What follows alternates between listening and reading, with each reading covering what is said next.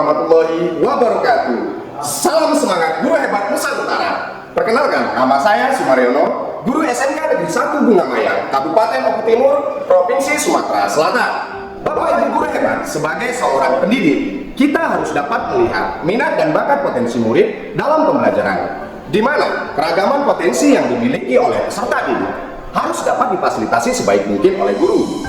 Guru semaksimal mungkin diharapkan dapat mengakomodir kebutuhan belajar murid sesuai dengan karakter dan potensinya yang sekarang kita kenal dengan istilah pembelajaran berdiferensiasi.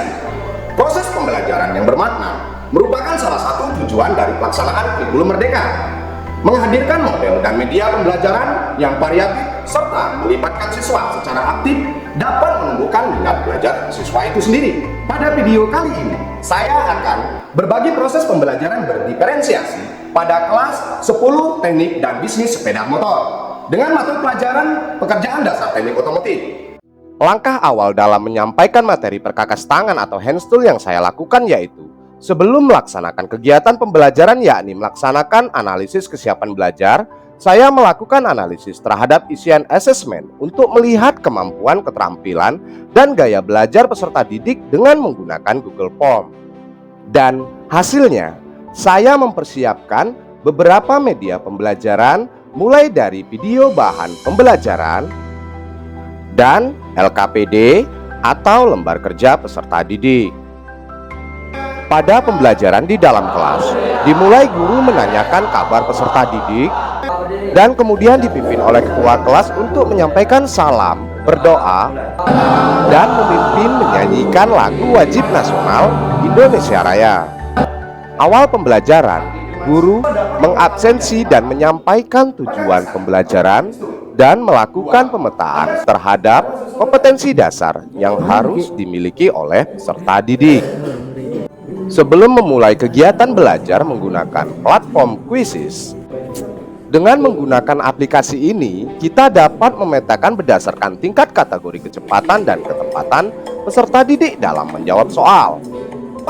Pembelajaran dilakukan dan diskusi mulai berjalan dengan pertanyaan yang dilompat. Setelah itu, peserta didik dibagi ke dalam beberapa kelompok sesuai dengan tingkat kemampuan berdasarkan hasil dari pemetaan di awal pembelajaran. Dalam satu kelompok terdapat siswa kategori 1, 2, dan 3. Peserta didik kategori 1 akan menjadi narasumber dan memiliki kemampuan yang paling mumpuni. Kemudian, peserta didik kategori 2 akan dapat belajar secara mandiri. Yang terakhir, siswa kategori 3 akan dapat bertanya pada siswa kategori 1 atau sebagai tutor sebaya, dan juga mendapatkan intervensi khusus dari guru dalam kegiatan pembelajaran. Kemudian saya memberikan peserta didik kebebasan untuk memilih sesuai dengan gaya belajar mereka, mulai dari video rekaman, buku atau modul pembelajaran. Selain itu, siswa juga disiapkan LKPD dalam kegiatan pembelajaran. Tujuannya agar siswa dapat memaksimalkan memahami materi yang diberikan oleh guru.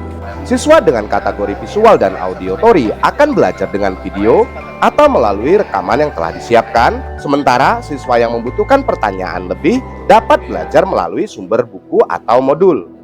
Selain di dalam kelas, peserta didik dengan kategori kinestetik juga diajak melakukan observasi jenis-jenis hand tool yang digunakan pada bengkel otomotif. Siswa dengan gaya belajar kinestetik akan bersemangat melakukan kegiatan yang aktif seperti ini.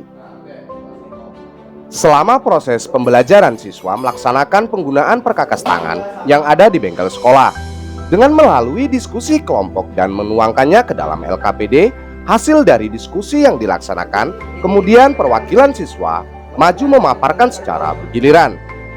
Peserta didik dari kelompok lain kemudian memberikan tanggapan terhadap apa yang dipaparkan oleh temannya. Sesi selanjutnya, siswa diajak menggunakan peralatan bengkel dengan memanfaatkan perkakas tangan yang ada untuk menambah semangat siswa dalam belajar. Terlihat antusias dalam melaksanakan penggunaan peralatan bengkel, sekaligus mereka belajar memahami apa yang sudah dipelajarinya tentang macam-macam hand tool atau perkakas tangan. Pada tahap akhir, siswa diberikan asesmen sumatif. Menggunakan platform Quizzes ini sangat cepat dan mudah untuk kita analisis. Siswa juga terlihat antusias dalam mengerjakan asesmen yang diberikan di akhir sesi pembelajaran. Kegiatan ini dilakukan untuk mengetahui sejauh mana pemahaman peserta didik terhadap pembelajaran yang telah dilaksanakan. Pada akhir pembelajaran, guru melakukan refleksi terkait kegiatan pembelajaran yang telah berlangsung dan memberikan persiapan pembelajaran pada pertemuan berikutnya. Sekian dari saya, video praktik baik yang saya terapkan di kelas 10 TBSM di SMK Negeri 1 Bunga Mayang. Terima kasih atas perhatiannya. Wassalamualaikum warahmatullahi wabarakatuh. Salam guru hebat.